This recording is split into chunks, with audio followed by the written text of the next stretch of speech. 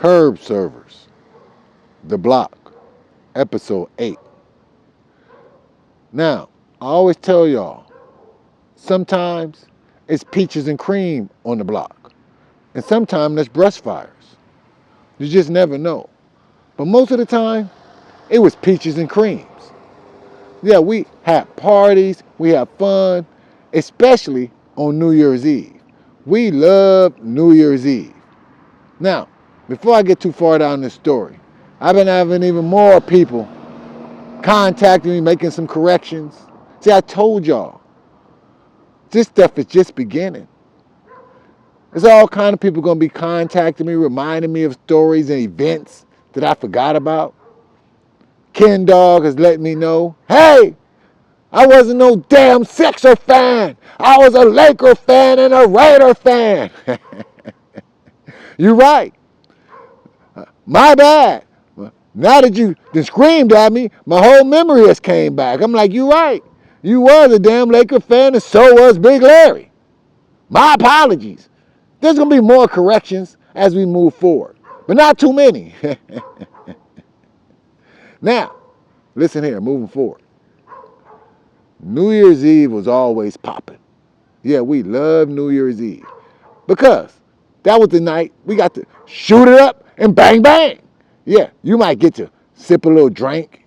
You might get to smoke a little weed. See, I remember the first night I saw Ken Dog get fucked up. Yeah.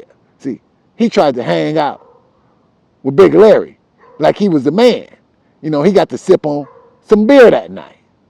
Yeah, it was a young Ken Dog. I don't remember what grade we was in. Shit, we might have been in the 5th grade or some shit. Yeah. Ken Dog was lit. Yeah, see, that same night, there was a party downstairs at Terry Ann's house.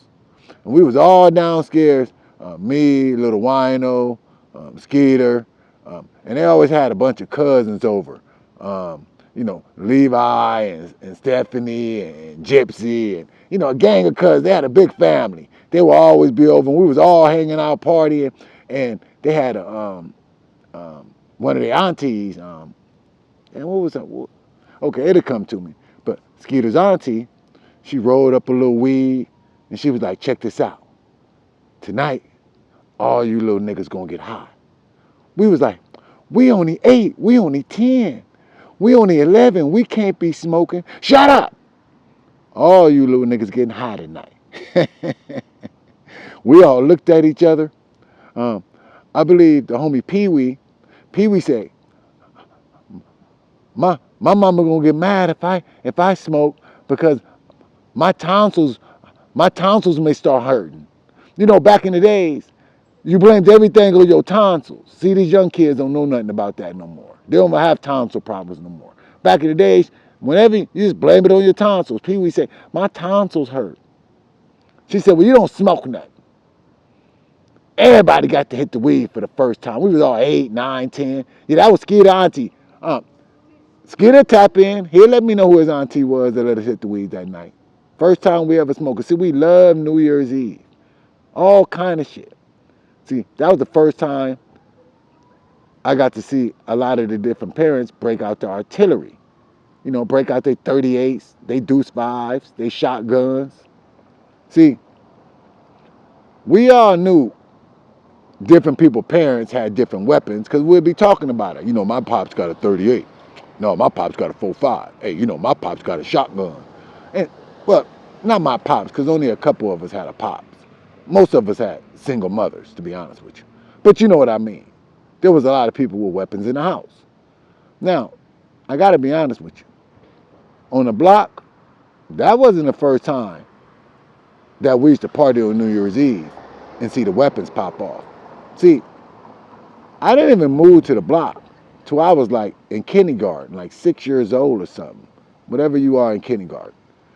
Originally, I was from a totally different block. Yeah. See, my mama had a whole different set of friends, and they used to party and pop it off. See, before I moved to the block, even to be honest with you, even when I moved to the block, my mom's girlfriends, who still stayed on the original block, Yeah, we're gonna call that the original block, right? We got the block and we got the original block, right? So let me set the original block up for y'all. So this is before we moved to the block.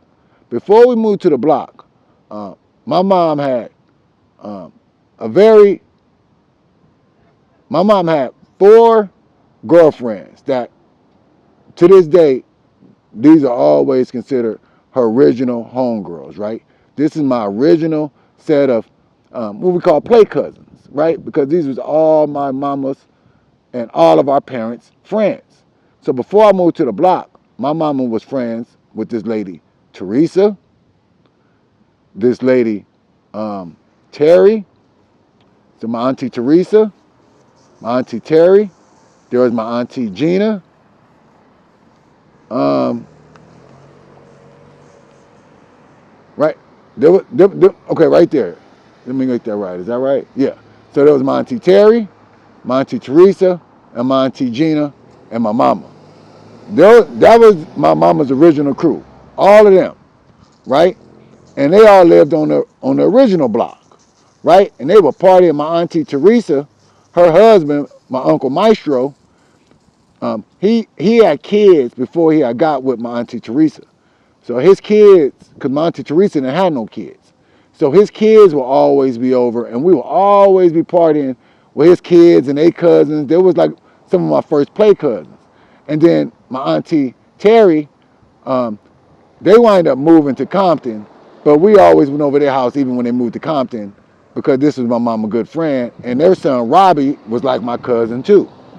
And so, and then it was my auntie Gina, who later on became my Thea, but my auntie Gina had 2 daughters, my cousin Jolly and my cousin Jabs, and they're still my cousins to this day, right? And so this is my mom's original crew: my auntie Teresa, my auntie Terry, and my auntie Gina, right? And they all partied and Maestro kids would be around a lot, and we were all, and this was the first family I ever seen shoot guns. Everybody be shooting guns on New Year's and partying. And so when we moved to the block, originally my mom didn't know any of these people on the block, so she was still friends, and we always went back to the original block and hung out because my auntie Teresa stayed on the block for many years after we left the original block and moved to the new block. So my auntie Gina and my auntie Teresa and my mom and my auntie Terry, they would always meet on the original block over my auntie Teresa's house. And sometimes we would go over to my auntie Terry's house because she had moved and got a house over in Compton. And then my auntie Gina, she moved back to Compton, and we would start going over there a lot to hang out. And so I've always hung out with my auntie Teresa family, my auntie Terry family, which is my cousin Robbie, her son, and my auntie Gina family, which is Jolly and Jabs. And then later on, she had another son, my little cousin Syke. Now, also,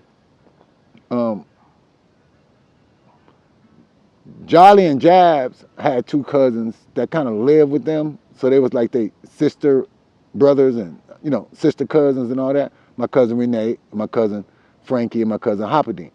So my cousin Gina, my auntie Gina, she had like 5 kids basically. My cousin Frankie, my cousin Renee, my cousin Hoppadine, my cousin Jabs, and my cousin Jolly. So that was her crew. And then my auntie Teresa had a crew, right? Because her husband, Maestro, he had my cousin Michael, my cousin Jamal, and all their cousins, Rhonda and Janet. They would all be over, and we was real close to them too. Also, my auntie Terry, although she only had 1 kid, my cousin Robbie, they had kind of a big family, and they stayed over in Atlanta when they moved off the original block. So we would go over there and hang out with them a lot. So there was a lot of partying going on with my family before we even moved to the block, right? We was always partying with my mom's original crew. So by the time we got to the block, obviously we became one of the party houses. Yeah, there was always a party at my house. See, because my mom loved to party. And see, my neighbor, once we got to the block, was my Auntie Minnie. Now, my Auntie Minnie and her husband, my Uncle E, they love to party, right? So between my house and their house, there was always a party going on. Downstairs was my homeboy's Skeeter house. Skeeter mama loves to party, right? And she had a big family, right? And across the street, across the way from her, her sister stayed across the way from her, right? And so sometime Terry Ann may not be throwing a party, but her sister Doris may be throwing a party. So they still got they big ass family on the block, and there's a party, and all the kids is outside playing. So the block was always known for throwing parties, right? We was always known. Matter of fact, my homeboy Ken Dog, his pops was a DJ lots of times. See, he can even see back in the days we didn't have Wi-Fi. No, it was no Wi-Fi. If you was throwing a party and Big Larry was DJing a party for you, he would simply take the big speaker, because he had them big old speakers, right? Because he was a DJ. He would take the speakers, take them all the way to your house, to the other building, and then he would take a wire. He had these long wires, and he would take these wires and run them all the way from his house, all the way to your house. Listen to me, right? This is the original Wi-Fi. Before there was Wi-Fi, this is how Big L threw parties on the block. He would take his speaker and put it in his house and run a wire all the way from his house into your living room where the speaker was, so you can have your party and he can DJ your party. See, this is how we had the original Wi-Fi and we had all the parties on the block, because we had a DJ, Big L, Big Larry, and he will DJ the parties by putting a speaker in your house and running a wire all the way back to his living room, to his equipment, and he'll rock your spot out. See, I told y'all, the block was infamous for having parties. I'm talking about New Year's Eve, we're going to shoot them. Matter of fact, by the time we got teenagers and everybody started getting weapons, as I told y'all, I got a gauge, because Dirt Bike got a gauge, Murdoch got a gauge, and at some point on New Year's, we all out there with our gauges. Dirt Bike got his gauge, Murdoch got his gauge, I got my gauge, we fully loaded. It's New Year's Eve. We about to let it rip. See, that night, we learned that none of us really know how to shoot. No, none of us. Dirt Bike didn't know how to shoot. Ben didn't know how to shoot. Rick, what's homeboy's name? Rick, what's his name? Riddle, yeah, Riddle. That's their homeboy. I don't know, but that guy Riddle can't shoot. Motherfucking Jamsky can't shoot. See, this night we all was shooting, and we watched those movies. In the movies, how you put the shotgun on your shoulder and you aim at some shit and you bow, bow. You know how you do it in the movies. See, only one of the homies was smart enough to put them gauges next to your side and let that bitch kick. Bow, bow. See, it was only a couple of the homies. I said a couple of the homies that knew how to do that. Most of us, oh no, we had the whole butt of the goddamn shotgun against. Matter of fact, the next day, after all of us put the butt of the shotgun against our shoulders and kept shooting all goddamn night, I never forget. Dirt Bike was walking. Oh, my shoulders. Goddamn, I can't move my shoulders. Ben's whole shoulder, Jamsky's whole shoulder was blown. Murdoch's whole shoulder. All these niggas didn't know how to shoot. All these niggas blew their shoulders out from holding the gun wrong. See, we were some young fools. We didn't know much about guns because we didn't use them that often. Don't get me wrong, there was a few niggas that got popped. We already got a couple documented. Big James got popped. Jap got popped. We got a couple more to get to. Yeah, we're going to get to the story on how Dirt Bike got popped.